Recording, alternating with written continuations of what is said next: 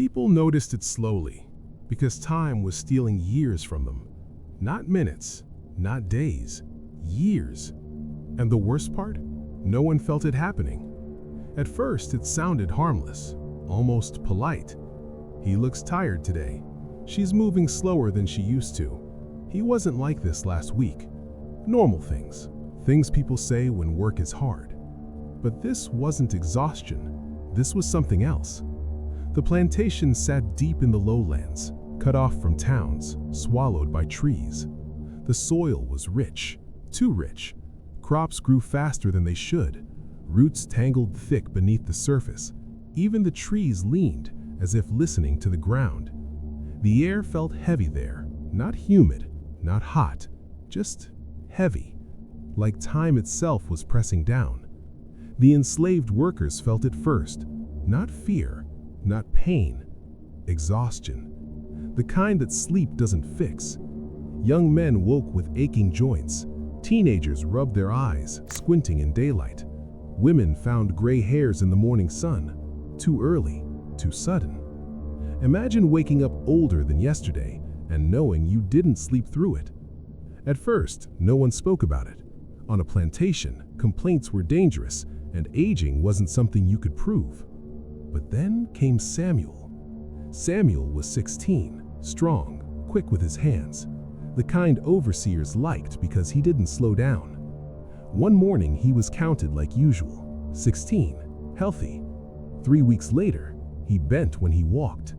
His shoulders sloped forward, his hands shook when he lifted tools. Lines carved themselves into his face like they'd been waiting. When someone asked his age, Samuel hesitated. "I don't know," he said. "I feel older than my father ever was." That's when people stopped pretending. Here's the strange part. No one was missing. No illness, no punishment, no outbreak. Just change. Quiet change. Like skipping 10 birthdays overnight. The masters noticed eventually. They always do when work slows. They blamed laziness at first, then disobedience. Then they started writing things down. Names, ages, dates. That's when the numbers stopped behaving. A woman listed as 28 one week was written as 36 the next. No explanation, no correction, because correcting it meant admitting something impossible. The enslaved began avoiding certain fields, not because of guards, not because of animals, because time felt thicker there. People said if you stood still long enough, your bones ached, your thoughts slowed, your memories blurred at the edges. One man swore his beard grew overnight after working near the creek. Another said he forgot his mother's face, but remembered every command ever given to him. That's what scared them most. Not losing strength, losing memory. You wouldn't notice it at first either, because it didn't arrive like pain. It arrived like normal life, slightly sped up. The masters decided to test the land. They sent groups out together, watched them work, timed them. Nothing happened in front of their eyes. No sudden collapse, no visible aging. That was the worst part. Whatever was happening didn't perform on command. It waited. Then one night, a man tried to run. He waited until the guards changed, slipped past the quarters, crossed the creek. He almost made it to the road. They found him the next morning. Not beaten, not restrained, just old.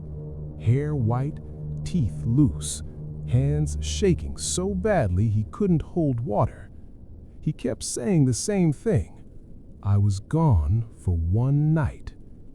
After that, no one tried again, because it wasn't the plantation that trapped you, it was time. One woman collapsed in the fields, not dead, just emptied.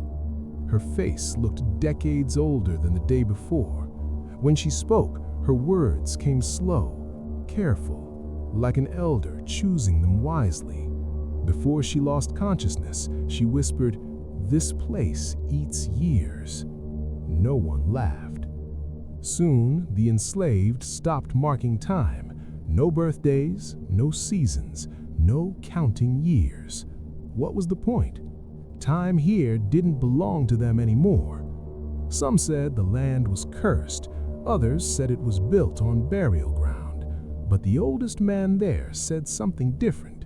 He said time gets angry when it's abused, and this land had been abusing everything for generations. The plantation didn't end in fire or revolt. It faded. Masters aged faster than expected. Overseers grew weak. Workers became unrecognizable. No one could keep labor long enough to matter.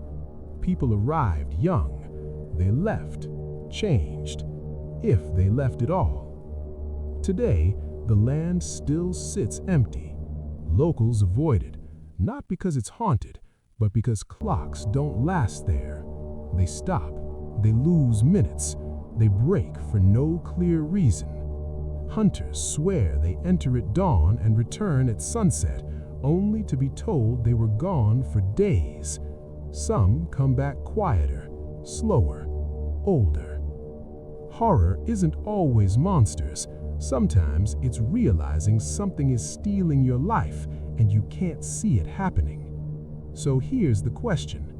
If time can be taken from you without a sound, without pain, without warning, how would you ever know it was gone? Some say you wouldn't. You'd just feel tired one day and never understand why.